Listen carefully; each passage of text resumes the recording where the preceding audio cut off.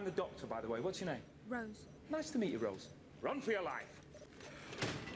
Mike, it's so funny. So this was the scene when I became a Doctor Who fan forever, basically. This was my, like, hiding behind the sofa moment. This bin scene, when I was genuinely quite scared, peering through the hands because of this moving bin. Oh, it's okay, Theo. It's not a real bin. Bins aren't real. Here we go. This is what every Doctor Who fan who grows up wants to do. They want to share Doctor Who with their kids. Hello, ladies and gentlemen. My name is Mr. TARDIS, and 20 years. Today, the day that this video is going live, will be the 20th anniversary of the return of Doctor Who coming back onto TV screens on March 26th, 2005. And to commemorate the occasion, as I've already done reviews of those stories from 2005, I decided to do basically just unscripted reaction videos to those stories, and each of those stories over the 13 weeks, the next 13 weeks, will be released on each story's respective 20th birthday. So I hope you folks join me over the next 13 weeks as I revisit the trip of a lifetime 20 years on. I have watched these stories before, obviously, so these will not be blind reactions. And if I think of an observation or think of anything that I want to talk about, I will pause the video and I'll just talk about it at length. You're not doing anything today, so of course you don't mind me doing this. And over the course of the series, I'll talk about, you know, where I was 20 years ago, the experiences and the memories that I have that are associated with each particular story as we go along. And what's interesting from my perspective, at least, is that when I speak to people who got into the series back in 2005, this is their 20th anniversary of getting into Doctor Who the series. For me, I was relatively a bit of a latecomer to it. I started watching a week later. What my parents did was that they recorded the broadcast of Rose on VHS, and for whatever reason we didn't watch it that weekend. It was the next weekend on April 2nd when my parents decided to sit us all down as a family and we would watch Rose on VHS, and then as soon as that was done we hopped straight over to BBC One to watch the next episode, The End of the World. And then once The End of the World ended and the BBC announcer during the credits said, oh, hop over to BBC Three for a making of the episode, then that's when I switched over to BBC Three, watched the Doctor Who Confidential of The End of the World, and that was the day that my life changed forever. So I actually don't really have much in the way of memories and associations on this particular anniversary day. I remember, because I used to live near Hull, and I remember I can't remember who we were seeing, but a family member, I think, was in the hospital. Nothing serious, but they were in the hospital. And I remember walking past the big billboard with the Ninth Doctor and Rose Tyler looking up, and there's the TARDIS doors behind them. The TARDIS doors opening the wrong way, but of course I didn't notice at the time, nor did I care. I just saw, oh, what's that? But it's a billboard. I was walking with family, we just walked straight past it. That was kind of the only inkling that I had of Doctor Who coming back. I've told the story before, maybe not for a while, but I've told the story before of being maybe 4 or 5 years old and staying over at my grandmother's house. And I don't know what channel it was on.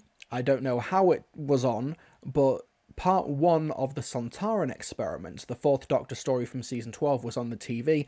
Didn't know what I was watching. It was just people running around in an empty field for a while.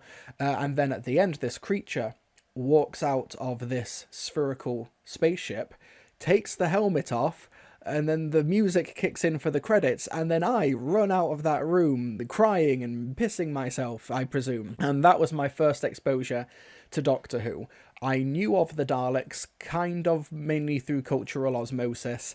However, I mainly had memories and associations with them on like bank holiday weekends, and the Peter Cushing films were on, and I would catch a couple of glimpses every so often. Apart from that, that was all of the Doctor Who exposure that I remember having prior to 2005. And I remember being 12 years old in March 2005, and my parents are like, oh, let's watch this thing together. And I would honestly have rather have been doing anything else. I think I was big into Smash Brothers and playing on my GameCube. And I remember going into that living room wanting to be anywhere else, doing anything else. Like, oh, what's this? What are they going to make us watch? Whatever, family time and such. And then I remember very specifically, by the time the bin was moving outside of Mickey's car on that street, that's when I was hooked. So join me on this journey 20 years later as we revisit the trip of a lifetime. We have Rose, episode 1, written by Russell T Davies, directed by Keith Boak. This version, or all of the versions that I'm going to be watching over the next 13 weeks, come from the Blu-ray Steelbook. So if there is any sound mixing, or if there's any alterations or any edits that have happened over the past few years, whatever, that's why that's the version I'm watching. So folks, for the next 13 weeks, I hope you'll join me on the trip of a lifetime revisited. Let's go. It's such a good version of the theme tune. It's such a good modernization. The orchestra hits you straight away, that melodic drum beat. I think it was very clever of them to open the series, not with a cold open, but with the theme tune that fans will recognize immediately. And the actors' names are there as well, something that didn't happen in the classic series. It already feels more modern. Rose by Russell T Davies. What I find so funny when it comes to like learning about storytelling and learning about screenwriting is that every teacher will tell you never open with the alarm clock and getting out of bed. But of course, what teachers tell you to do and what actually succeeds and what's actually good are often very, very different. Yes, our Queen Jackie.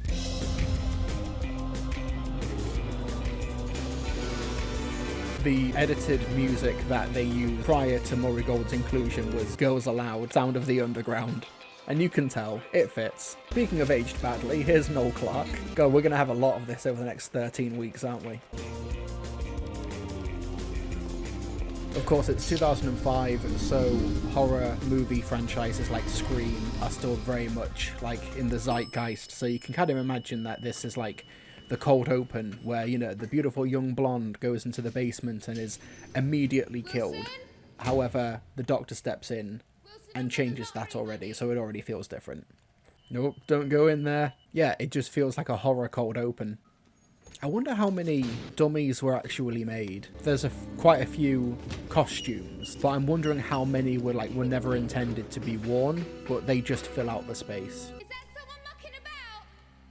If you watched this live in 2005, it's around this point that I don't know how it happened, but somehow audio from the Graham Norton show was playing in the background as well, kind of ruining the atmosphere. Wilson?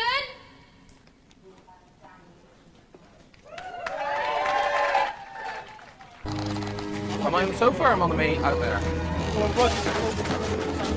I didn't notice it because I watched the original version on VHS, but I just don't recall hearing it. I think I was just absorbed in the horror. But yeah, you could hear Graham Norton audio at this particular point. They even reference it in the novel. This is the Rose novelization written by Russell T Davies. This is the illustrated version with illustrations from Robert Hack, based off the Target version. Here we go, on page 14 of the illustrated version. Wilson, I've got the lottery money, she called as she looked into storage A, but no one was there.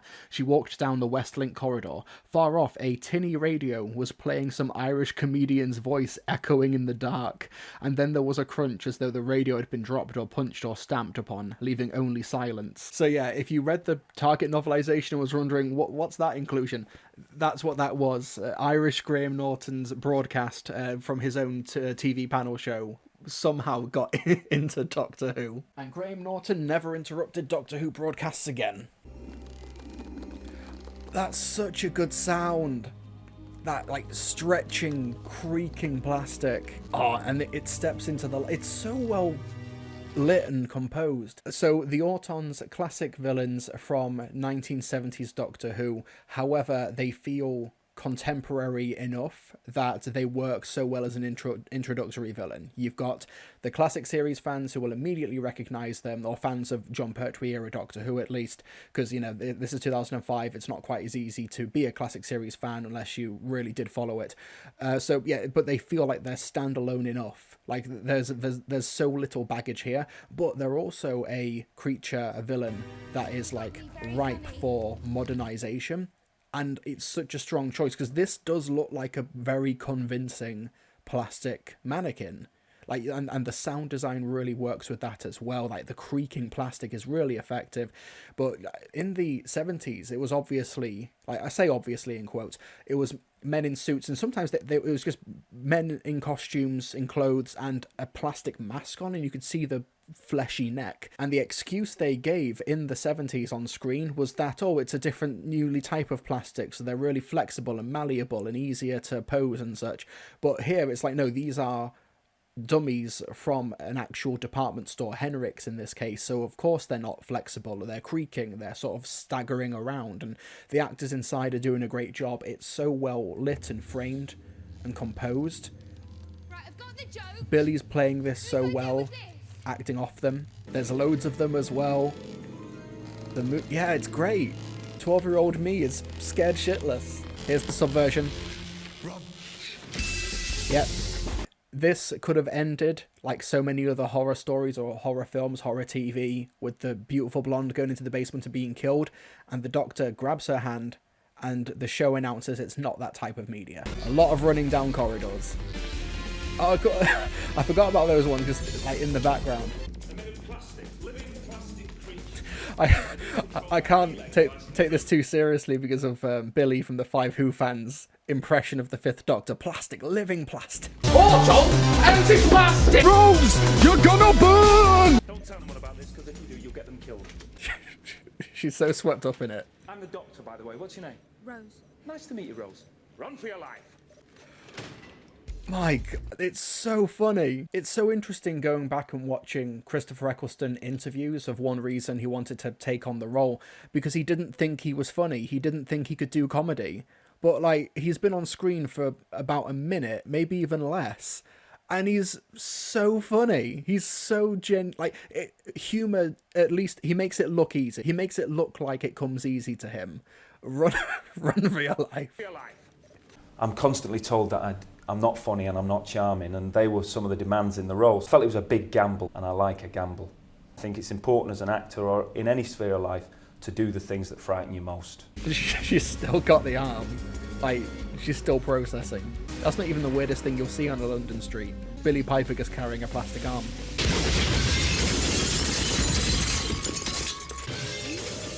Yep. It's still a police box. The whole of central London has been closed off. Fun trivia. So if you've... The rules might have changed around it now, but if you ever watch like a TV drama, they can't ever cut to the actual like in-studio broadcast footage. It always has to be filtered through the frame within a frame of a TV, because they don't want people channel surfing, accidentally thinking that they're watching actual news. They, like, for example, they don't want someone in 2005 channel surfing and then, oh, here's like high quality footage of what they think is BBC News 24 and that Henrik's department store's on fire. So it's very strange regulations that have to be followed, at least for British TV. I understand why they do it, but yeah, once you notice that, you can't like unnotice it. Early report And the arm is just a member of the family now. Honestly, it's aged her. Skin like an old Bible. Walking in now, you think I'm her daughter. So brutal. She knows a man on the mirror, 500 quid for an interview. It's such a nice beat as well. She turns down the money, obviously because I don't think she wants the stress and the drama, but she's taken to heart the doctor saying, don't tell anyone this, because if you do, you'll get them killed. Okay, yeah, so the council estate setting. This is clearly walking in the slipstream of companions and characters like Ace from the late 80s as well. Leanna got 2,000 quid off the council just because the old man behind the desk said she looked Greek. I know she is Greek, but that's not the point. She's always after the next hustle. It's been one day since the department store exploded and she's already like, oh, apply for another job. What are you doing here? I live here. Well, what'd you do that for? Because I do. I'm only home because someone blew up my job. You're not plastic, mate. No. Bonehead. Bye then. He's so antisocial. She deserves compensation. Oh, we're talking millions. He's just leaning right into it. I'm in my dressing gown. Yes, you are. There's a strange man in my bedroom. Yes, there is. Where anything could happen. No. Such a strange beat. Ah, could have been worse. Look at the ears. Don't tell Big Finish. This is the first time he sees his appearance. He did have, but I'm so glad there's no music for this. Rare Murray Gold restraint. This bit's a bit weird. That hairdryer's tiny. How does she not hear this? And is there like no conversation later? Like, oh, you destroyed the living room table. Harmless. Oh, he nearly touched grass. If you know, you know. This morning, I was tracking it down. It was tracking me down. I just noticed the reason they're not quite center in the frame. Look at where their shadows are when they step into the sun here. So their shadows are there at like 10 o'clock. So if the camera operator is in front of them, where is their shadow going to be? Also at 10 o'clock. So, oops, the shadow's maybe going to pop into frame. Got to look a bit to the right. Was that like... Was that someone... Was that one of the crew? Look to the left there. What's going on there? There we go. We can center the frame now because they're in the shadow. I mean, if we're going to go with the living plastic, Okay, so yeah, I think I made a mistake from what I've been told in regards to whether or not the Doctor is touching grass on this scene. From what I've heard, this is actually still a path. So the Doctor doesn't touch grass in the entire 13-episode run on TV. Maybe I need to issue a proper correction in video form. tell me, who are you? Oh, it's the TARDIS behind him. Do you know, like we were saying, about the Earth revolving? And you just can't quite believe it because everything looks like it's standing still. And you just hang on his every word, don't you? You can feel it. We're falling through space, you and me. Shame the music's so loud. Clinging. Go home. God, that shift from the go home joke to that stern face, hiding real pain as he walks away. Oh, it's such a good performance. And it's like, it's all on the screen. Like, they're not explaining it. This is all like subtext. The exact same sound effect from the classic series as well, because it's just that good. A key scraping up and down piano wire, and it's still being used 60 years later. I love the military drums as well, sort of underscoring the Doctor's theme. Search-wise.net. Might as well have asked Jeeves. I remember, couldn't you actually like go on these websites back in 2005? You could actually go on Searchwise, you could go on Clive's whoisdoctorwho.co.uk. The BBC actually put together these like sites for people to visit. What a horrible car. No, good point. No murders. He's in like a Danny Robbins shed. And so this is basically the stand-in, the surrogate character for the classic Doctor Who fan, bringing the newcomer up to speed. Coincidental or not, it's interesting to have a 1963 Kennedy association, considering how closely tied Doctor Who's original broadcast is to that assassination. This is the BBC Home Service. It is with deep regret that we announce that President Kennedy is dead. This is BBC Television.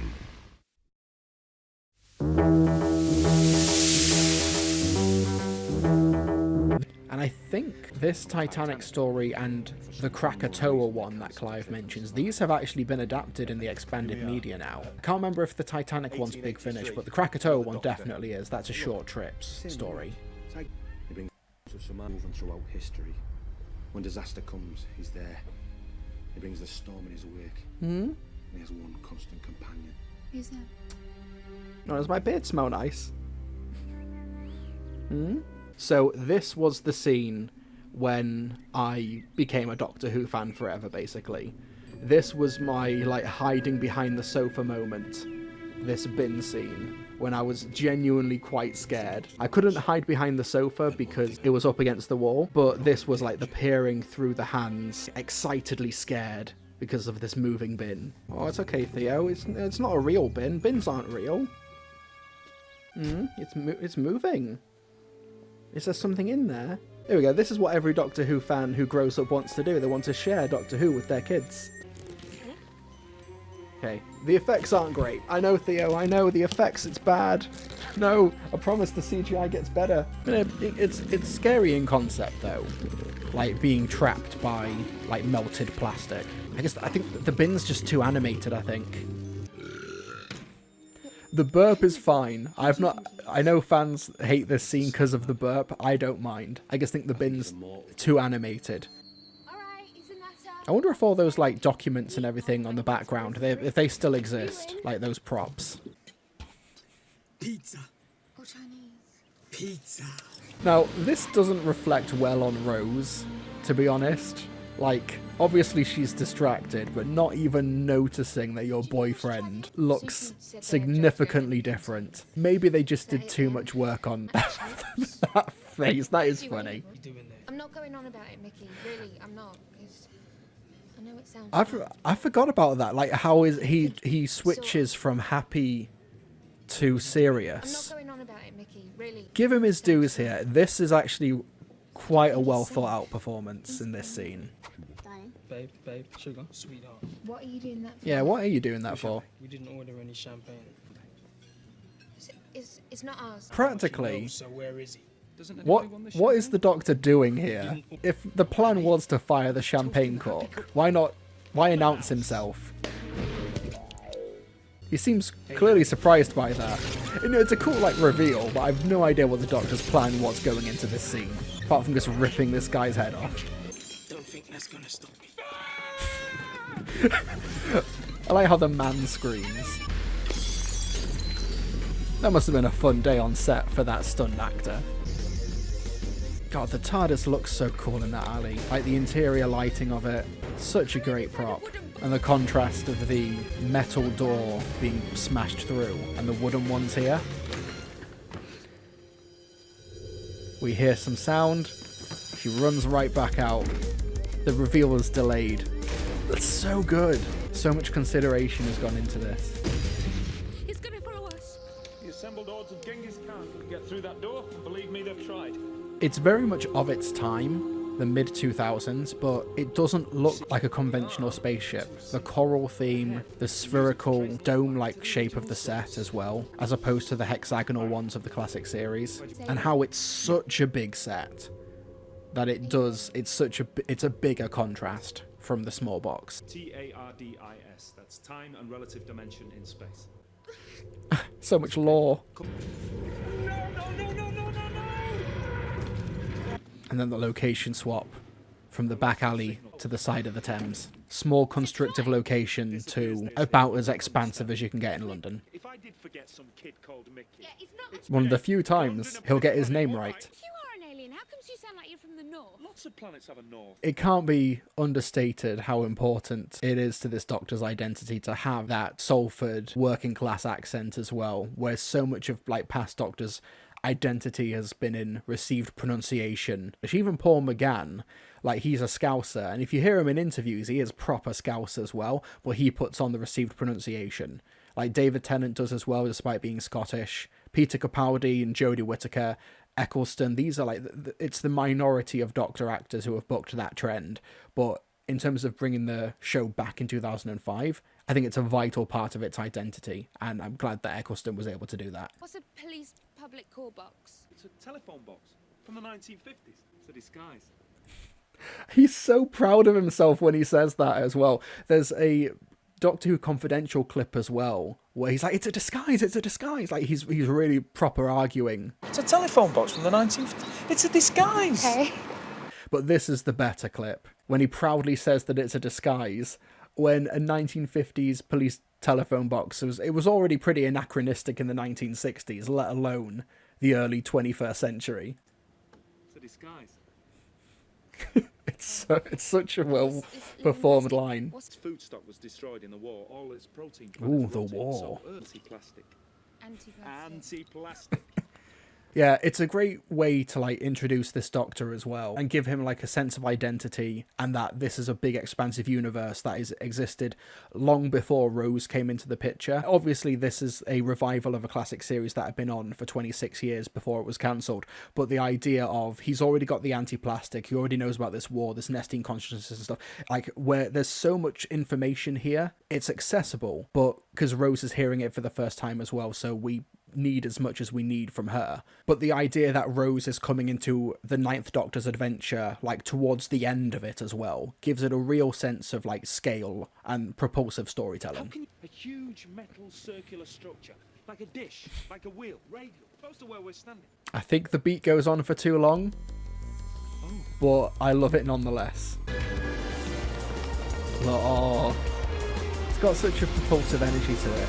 When was the London Eye built? How recent a monument is this? So the London Eye opened to the public in the year 2000. I remember when it was known mainly as the Millennium Wheel. There was also the Millennium Stadium, the Millennium Centre as well. So yeah, it's kind of akin to, like, in the 1960s when they go to the newly opened Post Office Tower as well. It's like the idea of this iconography, like, you know, basically in a post-Independence Day Roland Emmerich world. It's just got evil, sinister lair written all over it. Well then, tip in your anti-plastic and let's go. I'm not here to kill it. I've got to give it a chance. But yeah, very much like the opening when he saves Rose from the dummies being killed. It's like, you know, it's not that type of show. We've got to talk it down if possible. The anti-plastic's a last resort.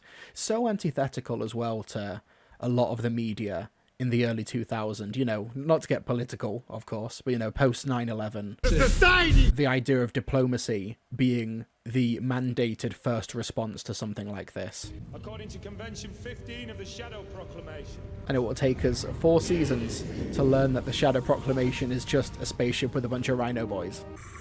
My understanding, this was actually a massive set, wasn't it? Like, they didn't find, like, an underground... Well, it might be underground, but this set has been predominantly built from scratch, hasn't it? Because they, like, destroy it at the end as well. It's a massive set. It's an invasion, plain and simple. Don't talk about constitutional rights. That was just insurance. I wasn't going to use it. I was not attacking you. I'm here to help. I'm not your enemy. I swear, I'm not... And he's not lying when he says this, either. It comes from a place of real sincerity. No. I should know I was there. I fought in the war. It wasn't my fault. There's the war again. I'm just going to do a bit of late night shopping. I'll see you later. Try. See, this was a bit of a culture shock for me, at least. I grew up in a small village where, like, even the nearest town, the shops were closed by 4 or 5 p.m. So what on earth is late night shopping? Then I moved to a city and, oh yeah, shops can close at like 8 or 9 p.m, can't they? The end of the world. Yeah, that's next week, love. But yeah, it's on the nose, but it's like, let's use this brand new iconography in London at the centre of an alien invasion story. You can completely believe that in 4 weeks' time, Big Ben's going to be destroyed. Now, you could be super cynical as well. And, okay, also, this effect they could not achieve in the 1970s. They literally couldn't afford to do it. So you hear the smashing of the windows, and then the shop window dummies step out and there's broken glass on the floor. It took 35 years, but this effect was finally seen on TV screens. Now, okay, but yeah, you could be super cynical and be like, oh, Rusty Davis disrespects Doctor Who fans so much that he kills off the stand-in avatar for the classic series fan being Clive. If this episode was released in 2025, that would be the reactionary, like, nerd-rotic, like, geeks and gamers narrative that they try and push. This must have been a nightmarish day on location. And yeah, there we go, the brides. Got no A-levels, no job, no future. But I tell you what I have got. Street junior score under 7's gymnastics team. I've got the bronze. She doesn't even have silver or gold, she's got the bronze. I wonder what happens to the guns when they get deactivated. Like, is it part of the Nestine's influence, or like do they stay there forever now? It's like something out of Thunderbirds, isn't it? Let's build this big elaborate set and there we go, let's blow it the hell up. David Mitton would be proud. And nice, you can see the actual TARDIS through the door. Something they couldn't do in the classic series. That's not nice. To be fair, she doesn't know she's about to go missing for a full year. Nestine consciousness? Easy. Monster of the week, there we go. Right then, I'll be off. Unless you could come with me. You could stay here, fill your life with work and food and sleep, or you could go anywhere. This feels like such a strong pitch to audiences as well. I know I'm narrativizing a lot here because it's 20 years ago, but... Oh. Now to have 3 seasons of Big Finish adventures. Hey, wait a second. I forgot to tell her that it travels in time. Roop. By the way, did I mention it also travels in time? It's not just that it travels in time. I think it's also that he came back for her. So she knows he sees something in her. Oh, chills. I miss these Next Time trailers. Edited to the Doctor Who theme tune. I think, wasn't the last one like Victory of the Daleks? Like the last proper Next Time trailer with the theme tune and everything. God, it's a lost art. That fans edited in the mid-2000s for classic Doctor Who stories. Oh, yeah, that still holds up. And look at that, Autons originally created by Robert Holmes. I love that trend. And Nicholas Briggs! Nicholas Briggs' first Doctor Who credit for the TV series as the voice of the Nestine. But yeah, that was really fun. It does show its age, like in a production sense. But apart from that, the character work is really strong. There's some like strange, like creative and character choices, but it's there, like, to tell the story that works really, really well and makes it very accessible. It's able to really walk that treadmill between being like appealing and endearing and reassuring to fans of the classic series, who would have been the minority of viewers in 2005, but still an important demographic to have on side, but also be standalone, be really accessible, and to really like sell the mission statement of the series, you know, the mandated diplomacy option, saving Rose Tyler from certain death at the beginning of the story. And I think that having the Autons, because when I first saw this story in 2005, I didn't know that the Autons had previous expanded media stories and stories in a TV show proper. I didn't know anything about this history, but I was still able to fully get on board with it as a concept, and the fact that it was a big, massive, expansive world, even before I'd watched a full episode of the classic series, which I would do that summer. But I'll talk more about that later on. Thank you so much for watching my reaction, my trip down memory lane on the 20th anniversary of Rose. Folks, join me next time, where we're going to be going through The End of the World, the second episode of the series on its 20th anniversary, and also the 20th anniversary of the day I became a Doctor Who fan. Thanks so much for watching. Hit the like button, leave any comment down below your experiences watching Rose for the first time, whether you watched it on broadcast or on DVD, or if you watched it on streaming years later. You were a real late comer to the party, but that's fine, whatever those stories are. I want to hear it. And subscribe so you can be notified on upcoming Doctor Who reactions and reviews, and basically any other Doctor Who videos that I do. Subscriptions are massively appreciated. I also have a Patreon. I've got YouTube memberships open as well, and YouTube members and patrons will also get the reaction videos that I'm going to be doing way earlier as well. YouTube members and patrons will also get early access to upcoming reviews, upcoming reactions, as they get made weeks, sometimes months in advance, and they help to support the channel. They help to keep the lights on here. Thanks so much for watching. Folks, I'll see you all next time.